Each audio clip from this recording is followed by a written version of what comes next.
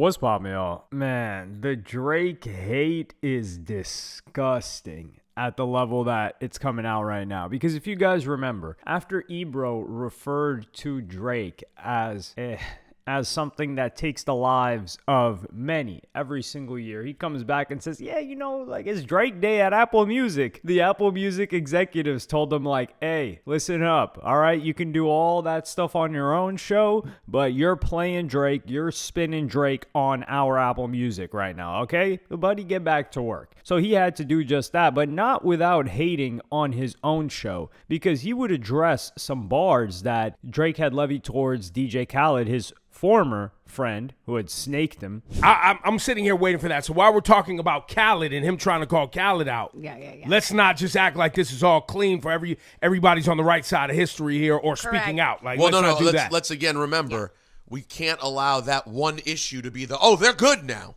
Yeah. Let's be honest. In 2026, it's actually gotten very easy to point at that situation and see which side's right, which side's wrong. And you'd be surprised, Rosenberg. I saw it. There's the you're not going to distance yourself from that? He used your album cover and threw up a chain with MAGA on the White House account. You're not going to say, hey, listen, my whole career I haven't really made politics is not really my thing. Someone should be doing that. Someone on your team should give a statement. There's nothing? Nothing? They took your cover and made it a MAGA. That is crazy. And again, Drake is worth, probably pushing on $1 billion, right? He's not American. Not trying to be American. Mm-hmm. Yeah, he has residencies here, but Drake, it seems like, if you listen to the album and kind of pay attention, seems like he's really been spending more time in Toronto than ever, right? Does he really need who cares? So I'm sitting here waiting for that. I also remember when we were talking to Hassan Piker, we didn't dig in on it, but Hassan Piker pointed out, and I didn't know this, that Steak, Academics, Drake, and that whole kind Aiden of faction, or Aiden Ross, that whole faction attacks Hassan Piker, according to him. Well, he didn't say Drake has attacked him, but that the Steak crowd, because he's called out Steak. Yeah, that's what he said. Yeah. So I want to dig in on that. But hold on, this is why people say you hate Drake, bro. Why aren't we talking about the music though? Well, because I wanted to, because we were talking about Khaled and him pointing out Khaled, and I want to say clean. You pointed out Khaled. You said what you had to say. By the way, it is also a little messy too, though. To Laura's point, you never call anyone out by name, and of all the ops you had, the one who caught it with the name and putting the pressure of Save Free Palestine on them, it's the Palestinian friend you used to have, who I don't even fully understand why you hate him. Because Khaled definitely never said anything nasty about Drake. No, he Not didn't. publicly. No, he didn't. Khaled's never said anything nasty about anyone. Ever. Publicly. Yeah. So, of all the people to catch it, we have to be honest. It is sort of, well, Khaled's kind of the easiest. Tyler. He was kind of nasty to Tyler. He was kind of nasty to Tyler. He was. That was his feelings being hurt about his album. Yeah. Not excusing it, but he was. And don't worry, don't feel bad for Tyler. Tyler came on our show and multiplied it times 100 back, so it was okay. Yeah. But most situations with Khaled, what I'm saying is Khaled was kind of an easy target to be the one whose name got called. It was damn, Khaled. Yeah, I think so. That being said, Laura, you said you listened to Iceman.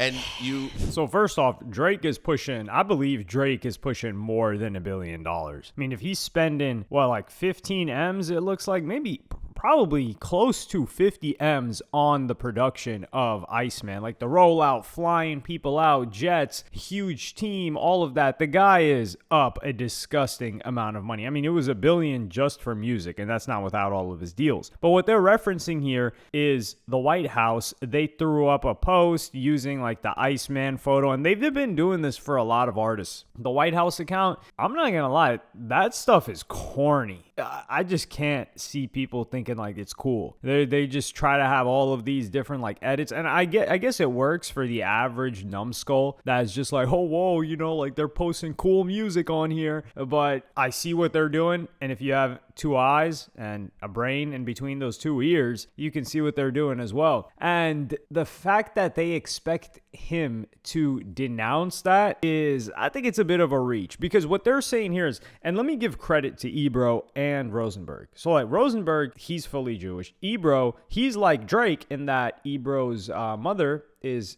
Jewish and Ebro's father is black. However, Ebro is American, Drake is Canadian. And keep in mind, there's important context here because Ebro, he claims that him and his crew got fired from Hot 97, not because of their performance, not because of the numbers, but because he was speaking out on this issue, on the Palestine issue. So the fact that he was speaking out on that, that's why they got me out of here. And I just said, like, come on, dog. Like, that's not why they got him out of there. It's not. It's for some other reason. And he would have to say something egregious for them to consider that. And that was not the case. But this is an issue that is close to Ebro's heart. It's not his people or anything like that, but it is close to his heart, and he feels like he should speak out on this. And Ebro has been known to speak out on many things that he feels to be an injustice. So when Drake calls out Khaled for this, they're looking at it as like, you're deciding to step into the political sphere now, so why don't you denounce this like MAGA post? And that's where I think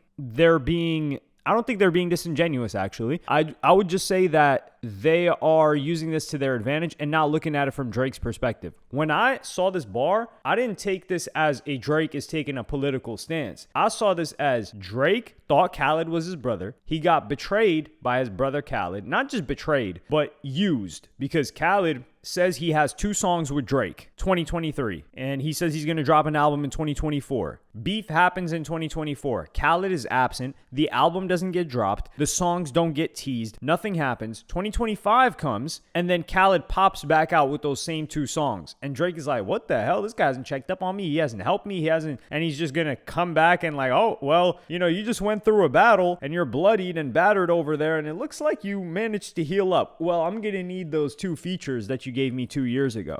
So that's what he's looking at it like, yo, you betrayed me. But I shouldn't be surprised because you wouldn't even say free your own people. And if Ebro and Rosenberg, who are like, they're ethnically of the people that are committing what these people believe to be, like heinous acts, they have more to suffer from saying free the other side, right? Like a group that they're not even a part of, because they have potential social ramifications. They probably have not just business partners, but family members that may support that. Maybe extended family or extended within their community, because these are tight-knit communities. I mean, Jewish people are a very small population in the United States. And Khaled looks even worse for that, because what they're saying is, it's become a lot easier to say that now. Yes, it has. For sure. And I think that gives more credence to Drake's point where he's like, damn, dog, like it's 2025 and you still can't say that? And they're trying to pull out some copes here saying, Khaled never said anything bad about Drake. No, it's how he moved. His behavior said everything that you needed to know. And when relationships get tested, because the relationship as of the past 15 years has been, hey, Drake does a huge solid. Drake's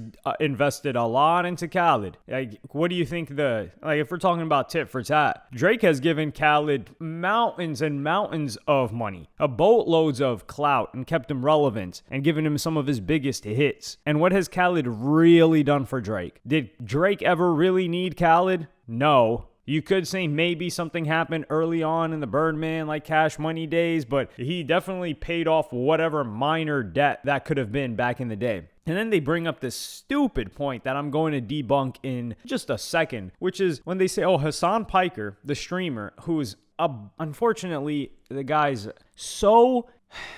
he just misspeaks on things that he knows nothing about. And I don't know if he knows about like all the politics and stuff. He does seem to be very well versed in like communism, but he brings what he believes to be his expertise in that subject into other subjects that he knows nothing about. So when he's talking about, Drake disses me because he's cool with Drake and he's cool with Aiden Ross and Neon and he's sponsored by Steak and I talked against Steak. Okay, we're gonna debunk this immediately. You know who has a deal with Steak and he's also cool with Neon and Aiden Ross? Clavicular. And you know who doesn't like Clavicular? Drake. Drake was in some other person's chat and is like, Clav has a micro. He's dissing Clavicular. And Clavicular is also, if you want to call him politically, he tries to stay away from politics. But the guy interviewed Nick Fuentes out of his own volition a year ago when he was one of the first people to really interview him outside of the political sphere. So Clavicular is as anti-Hassan as you could potentially have an individual. And Drake has publicly stated that he doesn't like Clav either. So that just knocks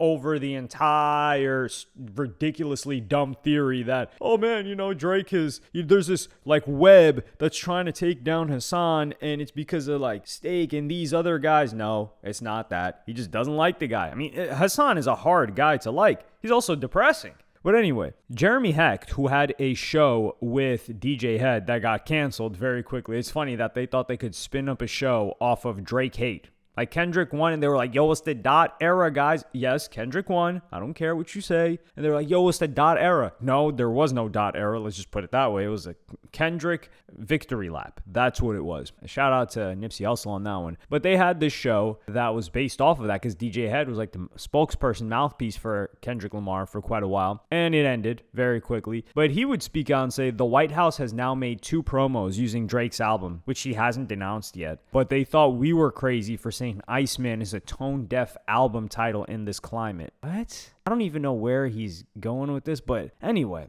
Academics would respond to this, and he would respond viciously and saying, such yo BS up, talking about a rapper need to denounce free promo from the effing White House. I'm so glad people like you was out of here. Ain't no denouncing. Take that woke-ish back to the effing dot era. It's Iceman season. This is where Academics' hypocrisy is just, it's insane. Because Academics was calling out Sneeko for telling that Chud dude that he should do streams in his crib because he didn't want to see an altercation happen. And Academics is like, well, you see what that guy's doing, right? Like, you see what he's doing out in public. It's like, yeah, he's doing vicious stuff out in public. It's disgusting. But that would be considered woke because Sneeko wasn't even supporting what that guy was saying. Sneeko was just like, yo, if you want to do any of that stuff, like just stay in the crib so this doesn't turn into something crazy. And Academics was on his head top and is talking about like, how harmful that is and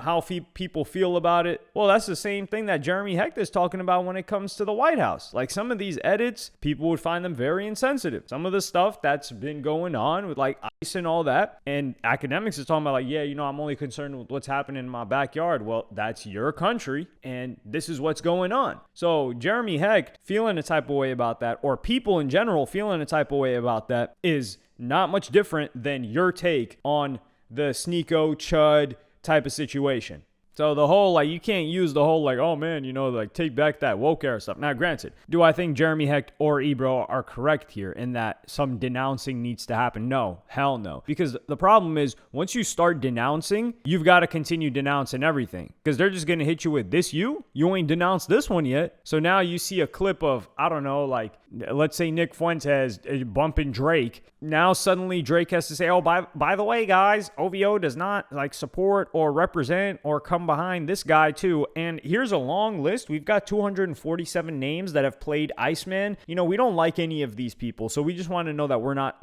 standing behind that. Get the hell out of here, man. When has Drake ever denounced anything?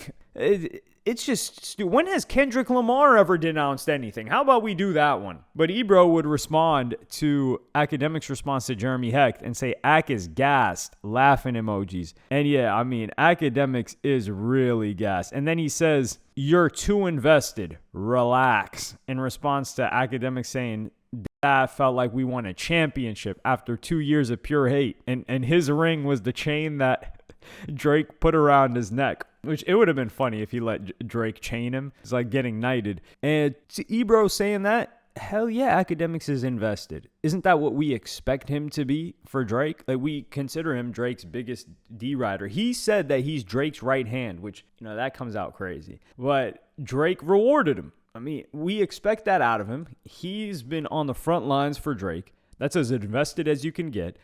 Drake flew him out, had him part of Iceman, part of the release, gave him a chain, an exclusive OVO chain, pretty much like knighted him, and he's like, yo, you're one of the boys now. How much more can you get invested? At that point, you might as well just he has to be like the godson to his, like, if Academics has a kid, Drake is the godfather. So that's the only way you can get more invested. So I don't think Academics is too invested. We know that Academics is a Drake mouthpiece. Come on, the guy switched up on the lawsuit too. Was talking about like, yeah, lawsuit is lame. I love murder. music. This ruins that. But, oh, man, we can't sue our labels now? Come on, y'all. Lil Wayne sued his label. It's like two completely different situations. But I do think Ebro and them they're just trying to paint this narrative, because if he doesn't mention Khaled at all, they're going to say like, well, you know, he didn't even mention Khaled and he got back with Future. So they were just going to have something to say no matter what. But I do think that you get to see where each person stands just in the way that, like, Jeremy Heck, this guy was going to be like a Drake hater. If I'm not mistaken, wasn't he Canadian? Yeah, he's from Winnipeg. So he's Canadian as well. He should be repping Drake, to be honest. But yeah, I don't like the idea of denouncing, especially when you produce something like music. Anybody can consume it. Now,